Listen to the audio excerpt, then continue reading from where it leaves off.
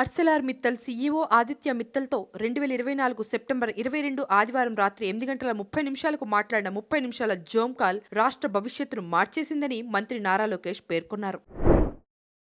మత మార్పిడి అనంతరం అట్రాసిటీ చట్టం కింద కేసులపై సుప్రీంకోర్టు కీలక ఉత్తర్వులు జారీ చేసింది. క్రైస్తవంలోకి మారినవారు ఎస్సీ హక్కులు పొందలేరని స్పష్టం చేసింది. రాజధాని అమరావతిలో వరుసగా జరుగుతున్న అగ్ని ప్రమాదాలపై విచారణకు ఆదేశించినట్లు ఏపీ హోంమంత్రి అనిత తెలిపారు. మోస్ట్ వాంటెడ్ మావోయిస్ట్ నేత పశ్చిమ Bastar division commander Paparao alias సున్నం చంద్రయ్య లొంగుబాటుకు సిద్ధమైనట్లు సమాచారం.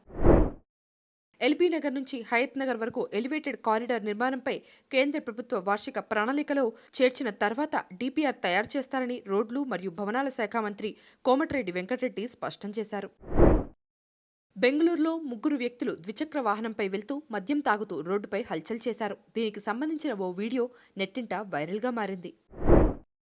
పశ్చిమాసియాలో యుద్ధ పరిస్థితులను నిశితంగా గమనిస్తున్నామని ప్రధాని మోదీ పేర్కొన్నారు. అక్కడ యుద్ధం వల్ల అనేక సమస్యలు వస్తున్నాయని, ఇది ప్రపంచవ్యాప్తంగా తీవ్ర ఇంధన సంక్షోభానికి దారితీస్తుందన్నారు.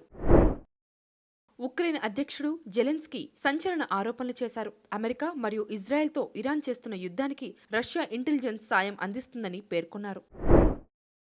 ఉస్తాద్ భగత్ సింగ్ సినిమా 2వ భాగంలో శ్రీలీల ట్రాక్ చూడటం కోసమే మహిళలు భారీగా థియేటర్లకు వస్తున్నారు అని దర్శకుడు హరీష్ శంకర్ అన్నారు.